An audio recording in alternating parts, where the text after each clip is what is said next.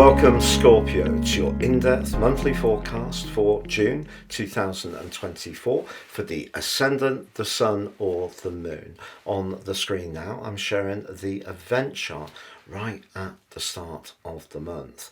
This gives us a lot of information and helps us to understand and decode what the likely prospects of this month will be for you. Now, we always need to be mindful of your two rulers. That's Mars traditional and Pluto modern. Let's look at Mars to begin with. It's in the 6th house, which is very much about physical vitality, can be about virtue, and Mars can be about action. So if you've got something you want to achieve that requires hard work and application, you've got it all together there. Mars is also pretty close to the wounded healer Chiron. Now, I don't feel that Chiron is per se to do with physical health. It's much more to do with a psychological equation between where we shine but where we don't get any plaudits back. But Mars being close to Chiron just cautions you not to overdo the effortless month, particularly if you're being quite self-sacrificing with others. Mars does need to do stuff for us, us individually, but you could do some good deeds with that combination. But also what you can do is use Mars's energy to perhaps make some changes on the home front, because with Pluto on that 4th house cusp until the very earliest part of September, when it retreats in its retrograde back into Capricorn, I feel that there is a shift going on within you, a very powerful shift since Pluto pitched up in Aquarius, firstly for 11 weeks last year and from the 21st of January this year. That transformation may be in your physical space where you're living, but it could be your connection with your family or the people that you're extremely close to. There could be some changes going on there. Pluto can root out what we no longer need, but can guide us in the direction of what we truly need. And because the 4th house can be about the physical but also the internal world, you may be thinking of moving or adapting where you live at the present time, or a big shift's going on in how you view life in general, how you view your connections to others. You're probably looking for very, very authentically close connections. But let's look up to the position of Jupiter, which arrived in Gemini for the first time in 12 years, across the 25th, 26th universal US of May. Jupiter is detrimented in the sign of Gemini, but that doesn't mean to say that Jupiter is not the biggest planet and the planet of fortune still. It just means that we need to be mindful of that. Jupiter can promise more than it can realistically deliver, but it also is about expansion, self-confidence, assuredness, and it can be about luck. But notice something else about that 8th house, Venus, the lesser benefits. So the two planets of fortune in traditional astrology are in the part of your situation in a practical sense, the 8th house of shared resources, investment, legacies, can be inheritances, but also can be to do with entrepreneurship. So you could be doing something around a property. It could be an improvement. You could be moving, trying to get your costs down on a rental. Perhaps you're wanting to declutter and by moving to a smaller property, downsize, create some surplus cash, but also you're just using the space you've got wisely, but you can release that cash to loved ones or dependents who may really be appreciative of your help to perhaps get on the housing ladder. But Venus in the mix also tells us it's not just about money, which Venus rules, it's also about relationships. And that's only 1 degree away from the Sun. So let's think about Gemini. Gemini can be very flirty, can be very charismatic, quick-witted. It's about communication. It's an air sign.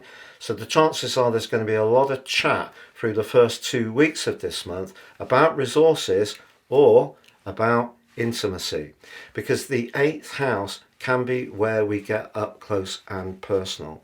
Is there somebody who's piquing your interest at this present time, Scorpio? You have a reputation of being the hottest member of the zodiac. If you're not currently in a relationship and it isn't something you're currently seeking, you may find that a bit hard to hear.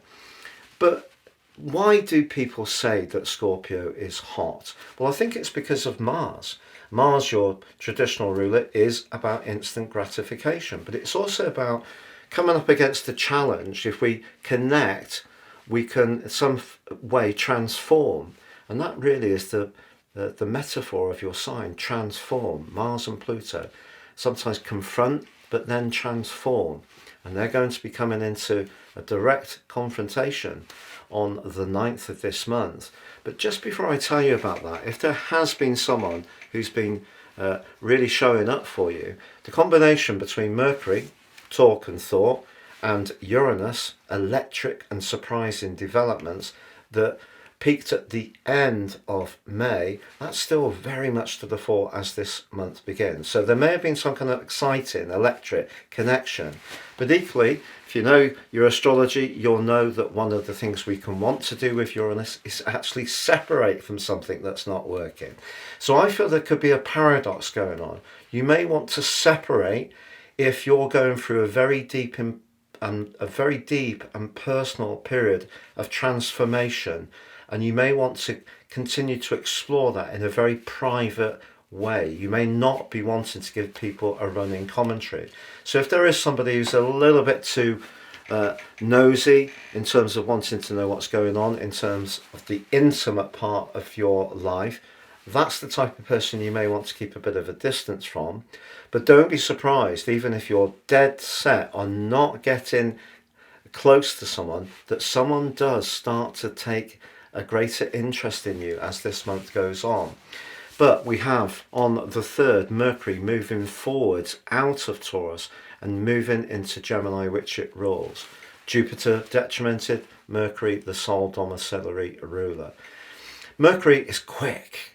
The 8th house, however, is much deeper. It's not so concerned with those fast conversations. It's always decoding at a deeper level. Who does that sound like? It sounds like you, because you're not necessarily taking in at face value what people are saying. You may be nodding and saying, I know what you mean, but you'll go away and you'll try to understand what they really mean.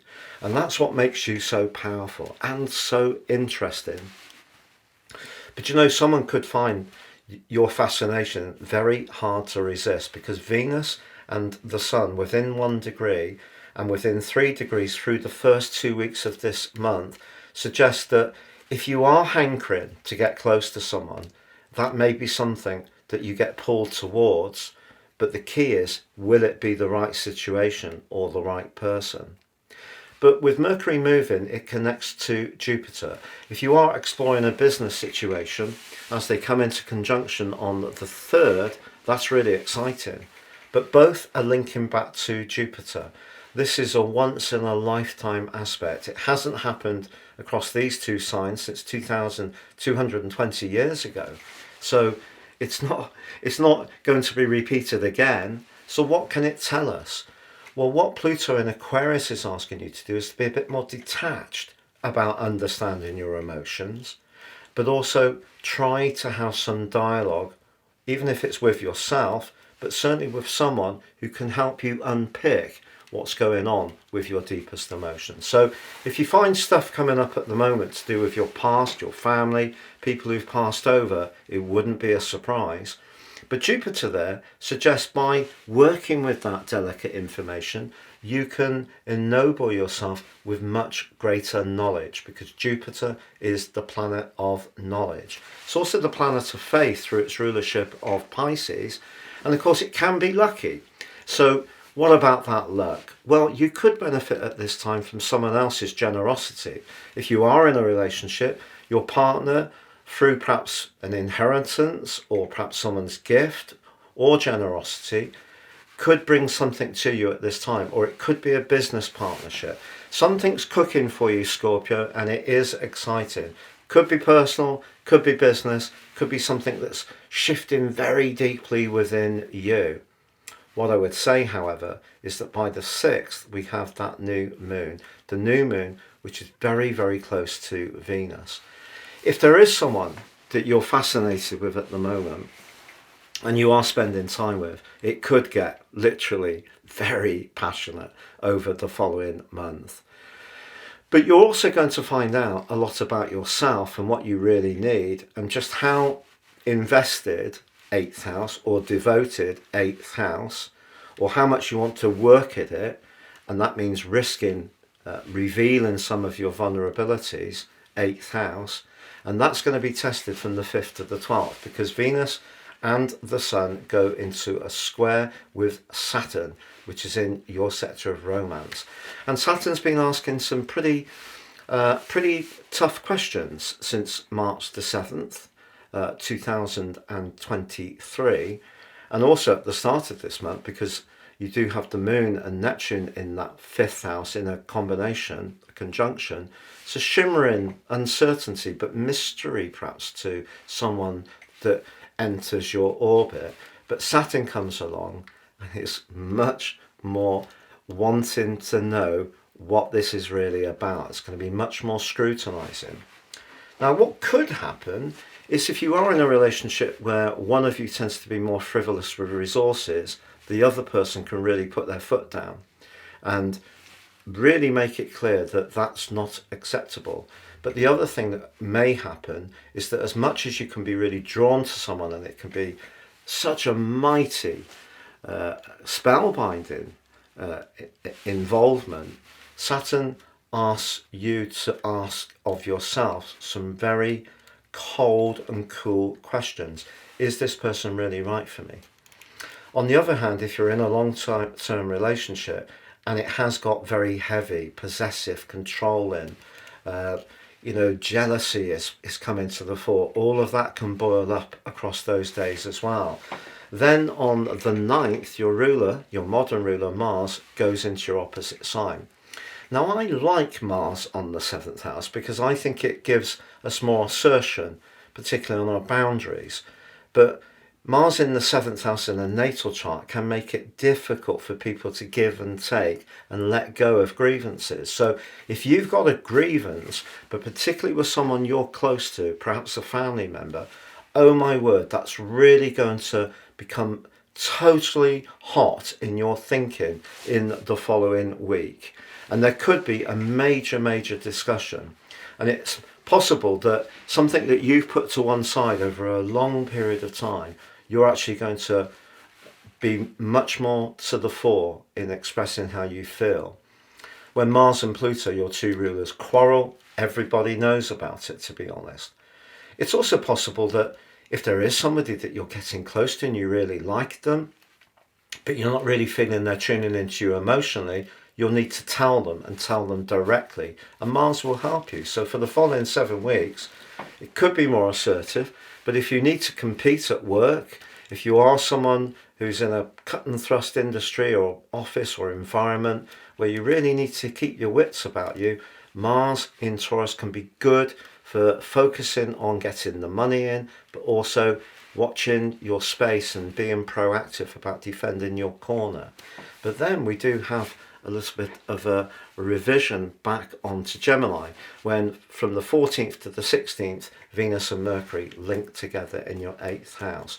If you have applied for some funding, investment, or you're waiting to get a decision on a mortgage offer or on a property rental, it could be really good news around those 2 days. But from this point on, Scorpio, the month really starts to change.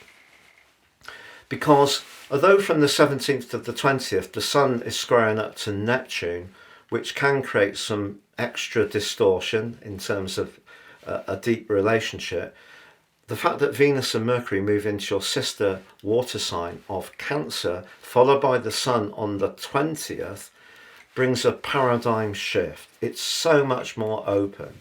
I think the start of this month is really very scorpionic, to be honest. It's very intense. You will deal with it. You will gain from it. You will certainly be enriched from the experience of going through it. There could be something sensational that happens financially or in terms of a romantic relationship. But there also can be, some harsh realities that call out around an ongoing tie. But then you could be in the mood to just break out and really have some escapism.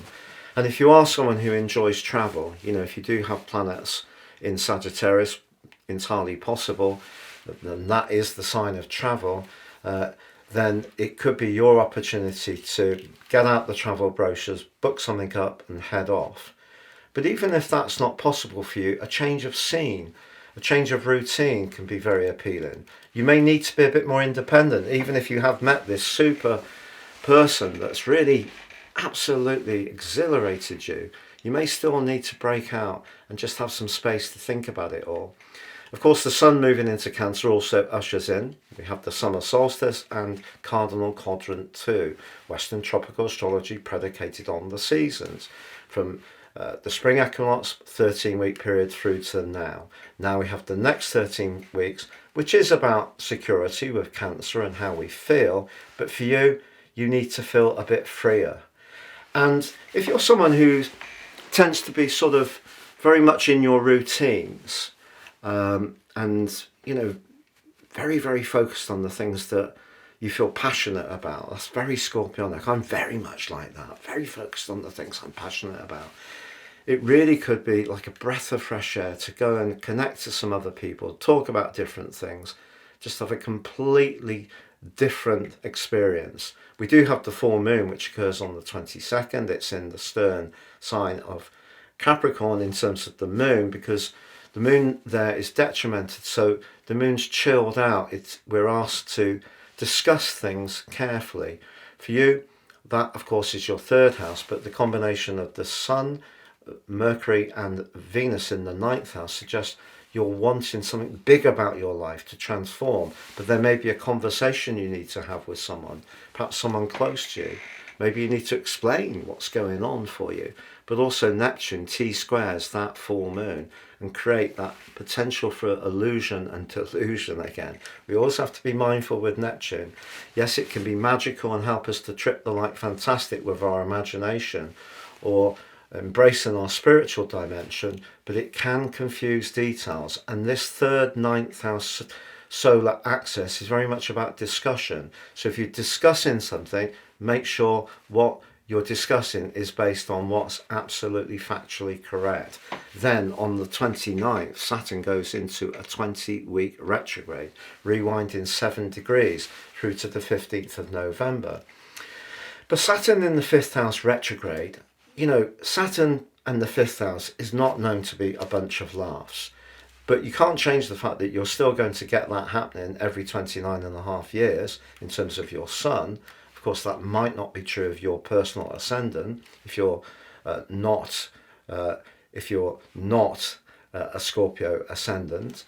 However, what I feel that it can do is just make us much more aware that, yeah, you will have that pinch point in week 2 when something that seems very seductive, you may need to really see it for what it is. But Saturn is also a planet which can reward us.